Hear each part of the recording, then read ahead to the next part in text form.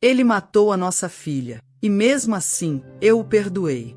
Talvez só essa frase seja suficiente para você virar o rosto, sentir desprezo ou concluir que não há nada que eu possa dizer para justificar minha decisão. Mas se você é pai, mãe ou já amou alguém com tanta força a ponto de se anular por completo, talvez entenda o que é perder tudo que dava sentido à sua vida e mesmo assim acordar no dia seguinte com o coração batendo. Por isso, antes de seguir nessa história, quero te pedir algo importante. Se você acredita que a dor precisa ser ouvida e que contar uma verdade também pode curar outras pessoas que passaram pelo mesmo, inscreva-se no canal agora. Isso é fundamental para que mais histórias como a minha possam continuar sendo contadas com coragem, sem máscaras, com todas as falhas expostas. Aqui, ninguém é herói ou vilão. E você é quem decide o que cada história merece no final, absolvição ou condenação. Meu nome é Helena. Tive uma vida que, até pouco tempo atrás, poderia ser considerada comum. Um trabalho estável, um casamento de longos anos e uma filha que era a razão de todos os meus passos. Eu e Daniel nos conhecemos ainda na faculdade, durante um daqueles trabalhos em grupo que juntam pessoas completamente diferentes. Enquanto eu era reservada, prática e muito focada, ele era carismático, impulsivo, engraçado e, ao que tudo indicava, muito apaixonado pela vida. Ele me arrancava risos quando tudo ao meu redor parecia monótono. Em pouco tempo, viramos namorados e, com o tempo, casamos. O início foi leve. Viajávamos em feriados simples, sonhávamos juntos com a casa própria e com uma família. Não era um casamento perfeito, mas, dentro do possível, havia amor, cuidado e uma sensação reconfortante de parceria. Quando Clara nasceu, nossos mundos mudaram. Daniel se transformou no pai que muitos homens tentam ser, presente, afetuoso, bobo com cada risada da filha. Ele a gravava dormindo, fazia questão de levá-la nas consultas e se emocionava com cada avanço dela. Nos primeiros anos, a imagem que eu via na frente da minha família era a de um lar feliz, daqueles que muitos invejariam. Clara crescia cercada de carinho, e nós, mesmo cansados e com a rotina apertada, dávamos um jeito de manter tudo em equilíbrio. Mas os anos foram passando e a pressão sobre Daniel começou a crescer. Ele perdeu o emprego em meio a uma crise econômica, e logo em seguida veio a pandemia. As contas se acumulavam, e eu precisei assumir jornadas duplas como professora para garantir que nada faltasse. O que antes era parceria, começou a se transformar em ressentimento. Daniel, sem conseguir lidar com a sensação de fracasso, passou a descontar sua frustração na bebida, nas palavras, pouco a pouco, em mim. As discussões se tornaram constantes. Primeiro por motivos pequenos, depois por qualquer coisa. Eu tentava apaziguar, justificava para mim mesma que era apenas uma fase difícil, mas no fundo sabia que aquilo que tínhamos estava se perdendo. O primeiro tapa veio após uma noite de briga, quando ele chegou bêbado e insinuou que eu não o amava mais. Me empurrou com força contra a parede. No instante seguinte, caiu em prantos, implorando perdão, dizendo que aquilo jamais voltaria a acontecer. Eu deveria ter ido embora naquele dia. Clara dormia no quarto ao lado, e eu passei a madrugada inteira olhando para o teto, questionando se ainda havia volta. Ele prometeu que mudaria. Disse que me amava, que estava doente, que só precisava de uma nova chance.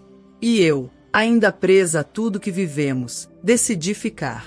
Clara cresceu vendo mais gritos do que beijos. Começou a se isolar na escola, se mostrar mais fechada, insegura, com crises de ansiedade e dificuldade de confiar nos outros. Quando completou 12 anos, ela mesma me pediu para irmos embora. Disse que não aguentava mais ver o pai naquele estado, que sentia medo e que não entendia por que eu aceitava tanto. Me doeu ouvi-la falar aquilo, doeu porque ela estava certa. Eu me perguntava todos os dias por que eu ainda estava ali, mas entre a culpa, o medo e a falsa esperança de que o homem que conheci um dia voltaria, eu continuei vivendo entre os escombros do que restava da nossa família. A gota d'água veio numa manhã comum, como qualquer outra. Clara havia reprovado em matemática, e Daniel surtou. Gritou com ela de forma desproporcional, a chamou de burra, de inútil. Ela respondeu, nervosa, dizendo que não aguentava mais ser tratada daquela forma. Eu tentei intervir, pedi calma, pedi que ele parasse, mas Daniel já havia perdido o controle. Ele estava com os olhos vermelhos, a respiração ofegante, como alguém que já não reconhece o ambiente em que está. Clara, pela primeira vez, enfrentou o pai com firmeza. E eu, mesmo com o coração em pedaços, precisei sair para o trabalho. Estava atrasada, tinha compromissos importantes, e como em tantas outras vezes, tentei fingir que seria só mais uma discussão. Beijei os dois rapidamente e saí, com o peito apertado e a mente cheia de pressentimentos que eu insisti em ignorar. Às 2 da tarde, meu telefone tocou. Era da polícia. Disseram que houve um incidente grave em minha casa e que eu deveria comparecer o mais rápido possível. O congelé. Liguei para os vizinhos. Ninguém atendia. Peguei um táxi às pressas, tentando não imaginar o pior, mas sentindo que algo estava muito errado. Quando cheguei, havia uma ambulância parada na frente da casa. Vi fitas amarelas de isolamento, agentes, uma maca coberta por um lençol branco sendo colocada no veículo. E ali, sem ninguém precisar dizer uma palavra, meu coração soube. Clara estava morta, minha filha, minha menina, minha razão de existir. Um policial se aproximou, perguntou se eu era mãe. Disse que sim. Ele respirou fundo e me explicou que, segundo relatos dos vizinhos, houve gritos, ruído de vidro quebrado e um impacto forte. Clara foi encontrada caída, com trauma craniano severo, já sem sinais vitais. Daniel havia sido detido, estava transtornado, em choque. Repetia que não sabia o que tinha feito. Naquele momento, tudo escureceu, eu não chorei, não gritei. Não consegui pronunciar nenhuma palavra. Foi como se o mundo tivesse parado, e todo o ar tivesse sido arrancado de dentro de mim. O homem que eu amei, o pai da minha filha, havia tirado dela o que eu jamais poderia devolver, a vida. O dia do enterro da Clara foi o mais silencioso da minha existência. Havia vozes, sussurros, choros abafados, mas tudo ao meu redor parecia mudo, como se o mundo tivesse sido envolvido por um vidro grosso que distorcia sons, formas e sentidos. Eu estava ali, parada diante de um caixão branco coberto por flores, mas ao mesmo tempo parecia não estar em lugar algum. Algumas pessoas se aproximavam, diziam palavras que não faziam sentido, me abraçavam como se eu fosse de vidro, como se o menor toque pudesse me estilhaçar.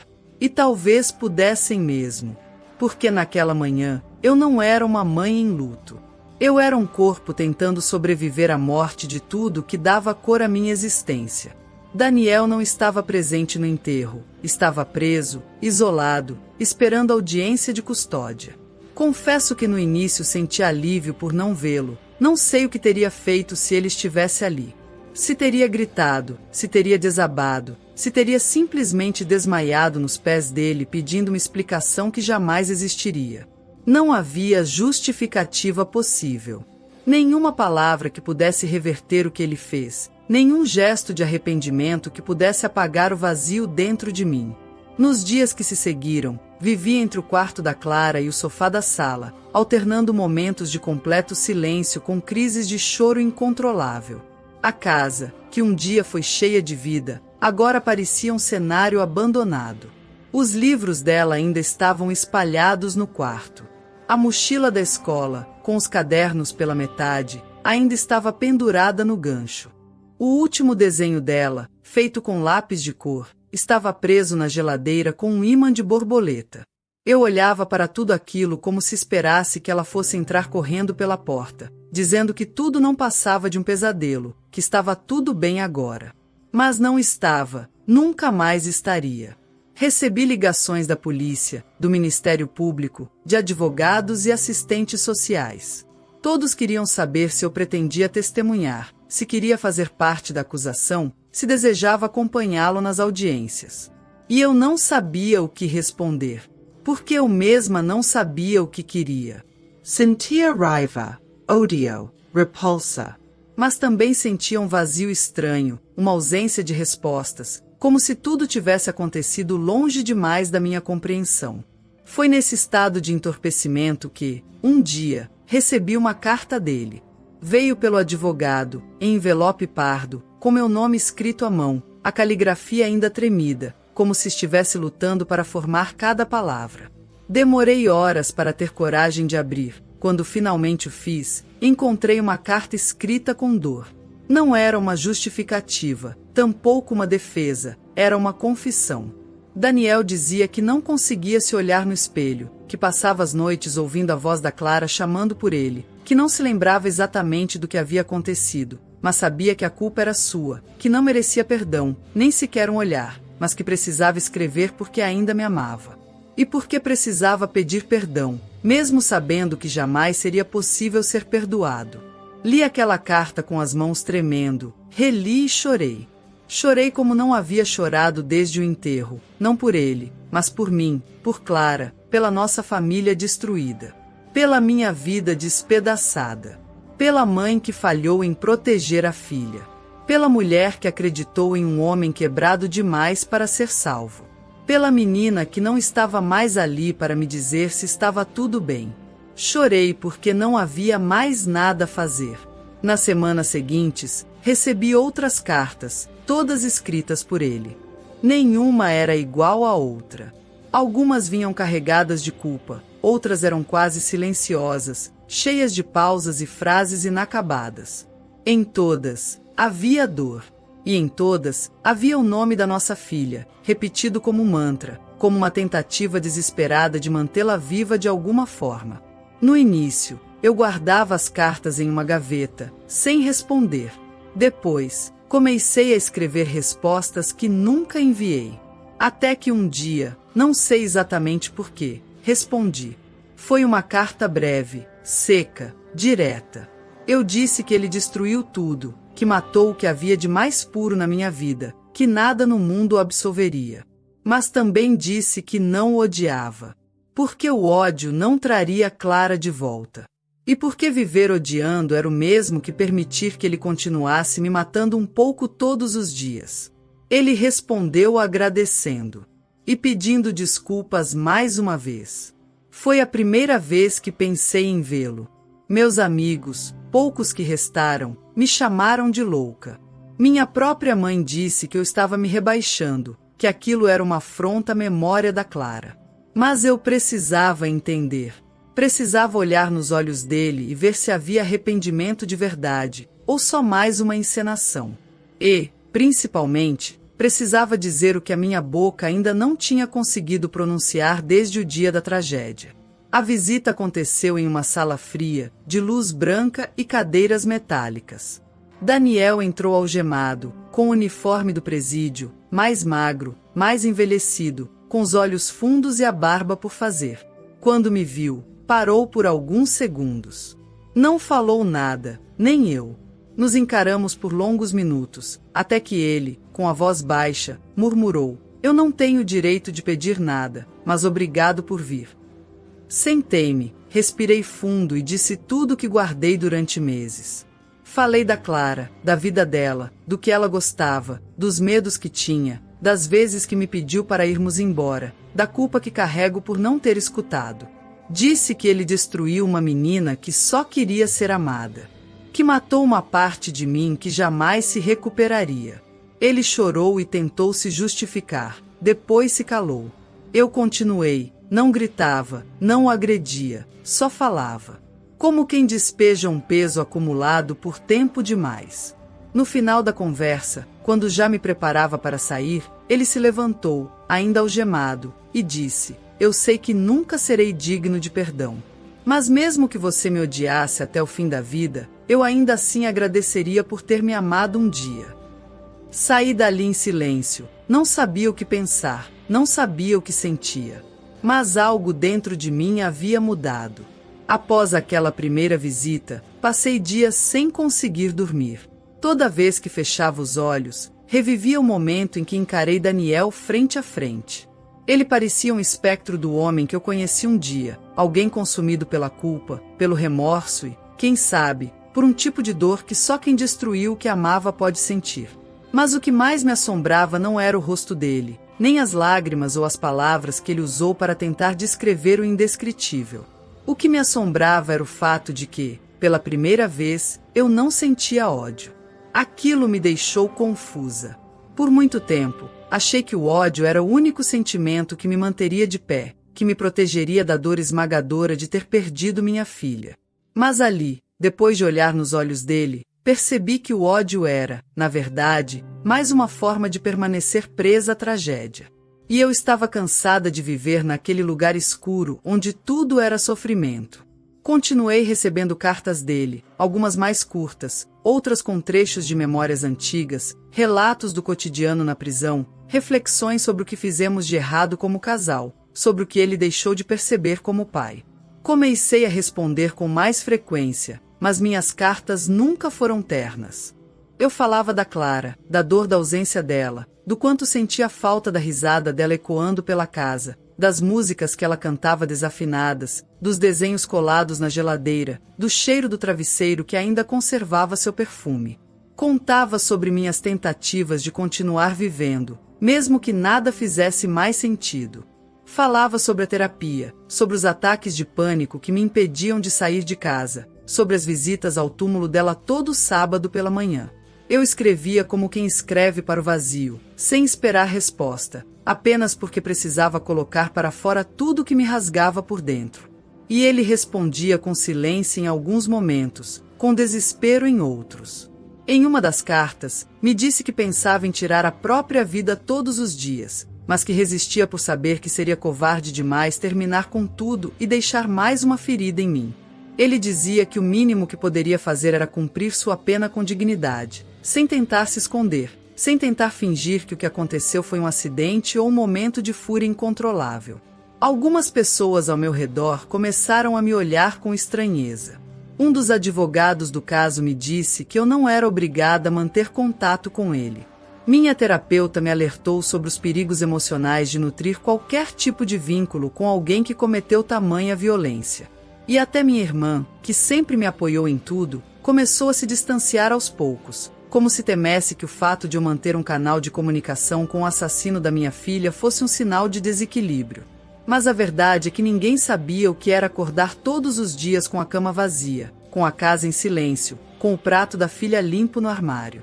Ninguém sabia o que era viver com a culpa de não ter ouvido quando ela pediu para ir embora, quando disse que tinha medo, quando implorou por proteção.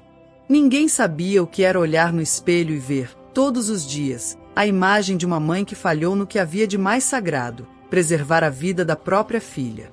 Então, naquele cenário onde todo mundo queria me dizer o que fazer, eu decidi escutar apenas a mim mesma. E minha voz interior, ainda fraca e hesitante, dizia que talvez o perdão não fosse um presente para ele, mas uma libertação para mim. Não um perdão fácil, nem imediato, mas um processo lento, doloroso e íntimo de tirar os grilhões que me prendiam ao momento da morte da Clara. Foi nesse processo que comecei a escrever um diário. Nele, registrava não apenas as lembranças da minha filha, mas também os sentimentos que surgiam a cada nova carta, a cada nova lembrança, a cada vez que sentia raiva, saudade, culpa ou um breve lampejo de alívio. Escrevi sobre a primeira vez que Clara me chamou de mãe, sobre quando perdeu o primeiro dente, sobre o dia em que caiu de bicicleta e Daniel a carregou no colo, chorando mais do que ela. Escrevi sobre os dias em que pensei em ir embora e não fui, sobre as vezes em que me olhei no espelho e não me reconheci mais, sobre os sonhos que tinha e que deixei de lado para manter uma família que já não existia. A escrita foi se tornando um espaço seguro, um lugar onde eu podia ser honesta sem medo de julgamento. E foi ali, entre as páginas manchadas de tinta e lágrimas, que comecei a perceber algo que me assustou profundamente. Em algum lugar, enterrado sob todas as camadas de dor, ainda existia amor por Daniel. Não um amor romântico, nem um desejo de recomeçar, mas um tipo de amor que nasce da convivência profunda, da construção de uma história, da partilha de momentos que, apesar de tudo, foram reais e significativos. Eu me odiava por isso. Me sentia suja, errada, traindo a memória da minha filha. Como eu podia sentir qualquer coisa por alguém que a matou? Como podia, mesmo que em um milésimo de segundo, lembrar com ternura de um abraço, de uma viagem, de uma conversa no fim da tarde? Comecei a me questionar se isso me tornava cúmplice, fraca, doente. Mas minha terapeuta, com paciência e firmeza, me disse algo que jamais esqueci: o amor e o perdão não apagam a culpa de ninguém. Eles apenas libertam quem decide não ser prisioneiro eterno da dor. Com o tempo, fui entendendo que perdoar não significava esquecer, que estender a mão não significava absolver, que conversar com Daniel não me tornava menos mãe da Clara, nem diminuía a tragédia do que aconteceu.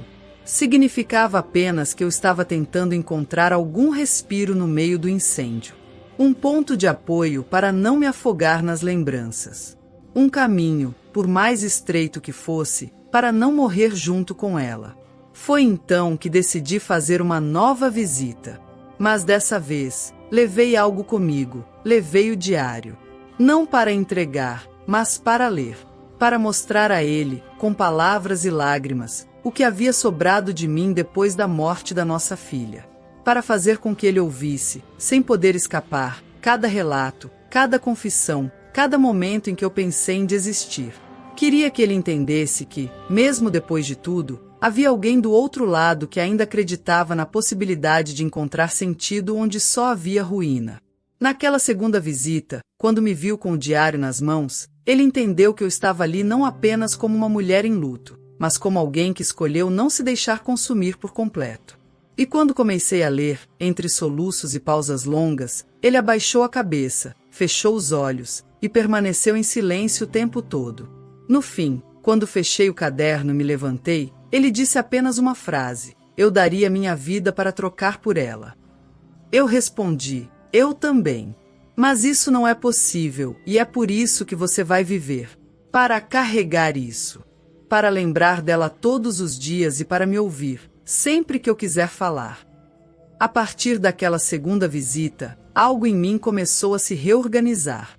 Não no sentido de que a dor passou, ou de que alguma coisa se resolveu, mas no sentido de que eu finalmente consegui olhar para minha própria história com um pouco mais de distância, como quem observa um campo de batalha depois da guerra e tenta entender onde estavam os inimigos, onde estavam os buracos, onde ficaram os pedaços que ainda poderiam ser reconstruídos. Eu voltava para casa e me sentava no sofá por horas, segurando o diário no colo, pensando se tudo aquilo que eu sentia era mesmo perdão ou se era apenas uma forma de continuar viva depois de perder tudo. Não falei para ninguém sobre aquela segunda visita. Escondi, inclusive, da terapeuta. Não queria explicações, nem conselhos, nem advertências. Aquilo era meu, um pedaço do luto que eu decidi viver à minha maneira. As cartas de Daniel continuavam chegando, mas agora ele escrevia de um jeito mais calmo, menos desesperado. Ainda havia dor, culpa e confissão, mas também havia uma compreensão crescente de que o perdão, se viesse, não poderia ser pedido como se fosse um direito. Ele dizia que entendia que talvez eu nunca mais o procurasse, e que isso seria justo. Dizia que aceitaria minha ausência como mais uma consequência dos atos dele, e que o que mais temia não era a pena de prisão, nem a solidão, mas sim esquecer o rosto da nossa filha. E quando li essa última parte, algo dentro de mim estalou. Porque, desde o dia em que Clara foi enterrada, o que mais me doía era justamente essa lembrança permanente que o mundo parecia querer apagar. As pessoas que vinham me visitar pararam de falar o nome dela. Os vizinhos evitavam mencionar o que aconteceu. Até os poucos amigos que restaram preferiam me distrair com conversas banais do que mencionar minha filha. Como se ela tivesse sido arrancada da vida real e transformada apenas em uma memória incômoda, um assunto a ser evitado para não ferir demais. Mas eu queria falar sobre ela. Queria contar como ela dançava de meias pela casa, como enchia o quarto de adesivos, como desenhava corações nas bordas dos cadernos. Queria que o mundo não apagasse a Clara da mesma forma que ela desapareceu dos meus braços. E por mais absurdo que pareça, Daniel era a única pessoa com quem eu podia dividir essas lembranças sem sentir que estava invadindo o espaço de alguém que não queria mais ouvir. Ele, mesmo sendo responsável por tudo, ainda guardava nela o mesmo afeto que eu. Um afeto agora doloroso, culposo, desfigurado, mas ainda assim presente. Comecei a escrever sobre Clara com mais frequência. Às vezes, dedicava páginas inteiras do diário apenas para relembrar coisas que eu achava que nunca esqueceria, mas que o tempo, com sua crueldade silenciosa, insistia em apagar a carta que ela me deixou no Dia das Mães, dizendo que eu era a pessoa mais segura do mundo. O bilhete colado na porta com recortes de revista formando a frase "Hoje vai ser um bom dia". As perguntas inocentes sobre a vida, os choros por pesadelos, os abraços antes de dormir. Voltei ao quarto dela. Por meses, aquele espaço havia sido fechado, como um museu trancado por luto. Mas naquele dia, decidi abrir a janela, trocar os lençóis, organizar os livros na prateleira. Não com o objetivo de esquecer, mas de manter viva. Passei horas dobrando roupas pequenas, segurando brinquedos com cheiro de infância, lendo os diários escolares onde ela descrevia com letras tortas que queria ser cantora, veterinária e astronauta ao mesmo tempo. Foi nesse processo que percebi que o perdão, ao contrário do que todos imaginavam, não era algo que se escolhe de uma hora para outra, mas um caminho cheio de espinhos, em que a cada passo se renuncia um pouco da raiva para resgatar um pouco da paz. Um dia, sentei com a terapeuta e falei sobre isso. Falei sem esconder nada, contei sobre as visitas, as cartas, o diário, os sonhos que ainda tinha com Clara me chamando de volta, como se ela soubesse que eu estava me perdendo na tentativa de me salvar. A terapeuta me ouviu com atenção, sem interrupções, sem julgamentos. No final da sessão, me disse que o luto é uma estrada única para cada pessoa, que não existe fórmula correta para curar uma ferida que nunca cicatriza completamente, e que o que eu estava fazendo era justamente encontrar meu modo de continuar em frente, ainda que fosse pelas margens, ainda que tropeçando. Foi então que uma nova convocação chegou. O julgamento de Daniel estava marcado. Eu teria chance de depor, de olhar novamente para ele diante de um tribunal, de ouvir advogados falarem sobre a minha filha como um número, um corpo, uma vítima entre tantas. E pela primeira vez, eu soube exatamente o que queria fazer. Não queria vingança. Não queria vê-lo algemado diante de uma multidão que não sabia nada sobre o que havíamos vivido. Queria apenas dizer que nada que acontecesse ali traria minha filha de volta. Que a pena mais longa do mundo jamais tocaria no vazio que ficou no lugar onde ela costumava existir. E que, apesar de tudo, eu escolhia não carregar mais o peso do ódio. No dia do julgamento, o tribunal estava lotado, repórteres, curiosos, advogados, parentes. Entrei com a cabeça erguida, com o diário nas mãos, com o nome da minha filha preso ao peito em um pingente dourado que ela mesma havia me dado no último aniversário. Quando me chamaram para depor, subi ao púlpito com o coração acelerado, mas com a voz firme. Falei sobre Clara, sobre a vida dela, sobre quem ela era de verdade. Contei como ela me fazia rir, como ela amava animais, como chorava em filmes tristes, como detestava matemática, como sonhava em viajar para o Japão. Depois, falei sobre o dia da tragédia, sobre a ausência dela, sobre o buraco que se abriu na minha alma desde então. No fim, o juiz me perguntou se eu queria dizer algo diretamente ao réu. Virei-me para Daniel, que estava cabisbaixo, mãos entrelaçadas, olhos fundos. Respirei fundo e disse: "Eu não te perdoo porque você merece. Eu te perdoo porque eu mereço. Porque viver com ódio é morrer aos poucos. Porque a Clara não merece que eu me torne sombra do que fui. Porque a memória dela merece flores, não espinhos. E porque o que você vai carregar dentro de você será sempre maior do que qualquer sentença que esse tribunal possa te dar." O silêncio naquele momento foi absoluto. Nem mesmo o juiz soube como reagir. Daniel chorava, mas eu não. Porque, naquele momento, eu não era apenas uma mãe em luto. Eu era alguém que escolheu não se render à destruição total. E talvez, só talvez, isso seja o primeiro passo para continuar vivendo. Depois do julgamento, o mundo pareceu desacelerar. Daniel foi condenado, como era esperado, a mais de 20 anos de prisão por homicídio qualificado. Não houve recurso e nenhuma tentativa de redução de pena. Ele aceitou o veredito com a mesma expressão silenciosa que carregava desde o dia da prisão. A imprensa tentou contato, mas recusei entrevistas. Não queria ser vista como exemplo de superação, nem como vítima modelo, nem como a mulher que perdoou o imperdoável. Eu era só uma mãe tentando sobreviver à pior das dores, a ausência irreversível, a lembrança de uma filha que deixou de existir porque o homem que jurou protegê-la falhou. Voltei para casa naquele dia e sentei no quarto da Clara, agora já um pouco diferente. As paredes haviam sido pintadas de branco. Os brinquedos, doados em parte guardados em uma caixa no armário. O travesseiro dela, ainda com uma fronha rosa desbotada, ficava ao lado do meu. Passei os dedos sobre ele e fechei os olhos. Não chorei. Já havia chorado demais. E naquele momento, o que eu sentia não era mais dor pura. Era uma saudade mansa, que não arranhava mais tanto, mas ainda queimava silenciosamente. A vida seguiu devagar, quase parando. Voltei a trabalhar aos poucos. Algumas colegas me recebiam com abraços sinceros, outras com olhares curiosos. As crianças da escola, sem entender direito o que havia acontecido, perguntavam pela minha filha com inocência cortante. Aprendi a responder com um sorriso triste, dizendo que ela virou uma estrela.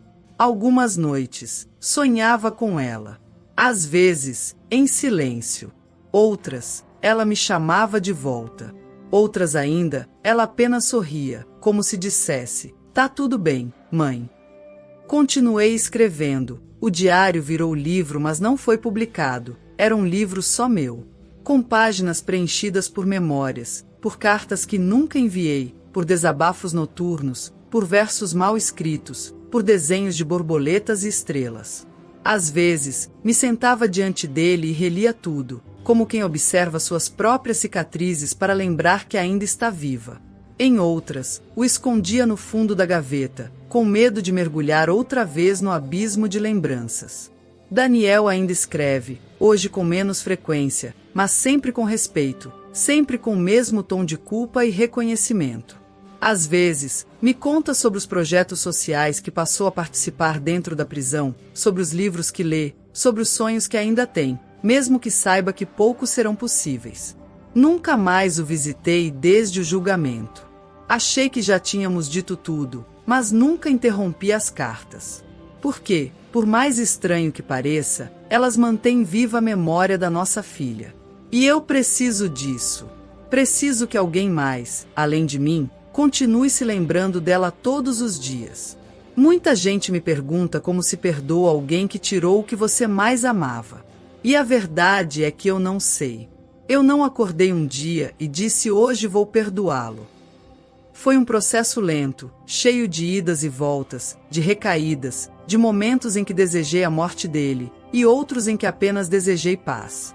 Descobri que perdoar não é esquecer, nem minimizar, nem aceitar o que foi feito. Perdoar, para mim, foi parar de me destruir junto com ele. Foi decidir que minha vida, mesmo despedaçada, ainda podia ser minha. E sim, eu ainda sinto culpa. Pela Clara. Por não ter ido embora quando ela pediu, por não ter protegido como eu deveria. Por ter acreditado em promessas que se quebraram uma a uma. Mas eu também sei que passei todos os dias tentando ser a melhor mãe que consegui ser. E que ela, mesmo com medo, sabia que era amada. Hoje, quando olho para trás, vejo uma linha de dor marcada por escolhas difíceis. Mas também vejo alguém que se recusou a ser consumida pela vingança. Alguém que escolheu lembrar da filha com ternura, e não com ódio. Alguém que aprendeu a caminhar com cicatrizes abertas, mas com dignidade. E mesmo que ninguém compreenda, mesmo que eu seja julgada, mesmo que o mundo me aponte o dedo, eu ainda escolho contar essa história. Porque existem outras mulheres passando pelo mesmo, e talvez, só talvez, escutar isso as faça se sentirem menos sozinhas. Se você chegou até aqui, eu te agradeço por ter escutado com o coração aberto. Por ter sentido comigo. Agora, eu preciso saber o que você pensa. Você teria feito o mesmo? Teria sido capaz de perdoar? Teria escolhido continuar vivendo, mesmo depois de perder o que havia de mais sagrado? Ou acha que eu fui fraca, que falhei como mãe, que não mereço o alívio que encontrei? Comente abaixo. Me diga, você me entende ou me julga? E se histórias como essa te tocam, se você acredita que a dor precisa ser ouvida, que nem toda ferida precisa sangrar para sempre, se inscreva no canal.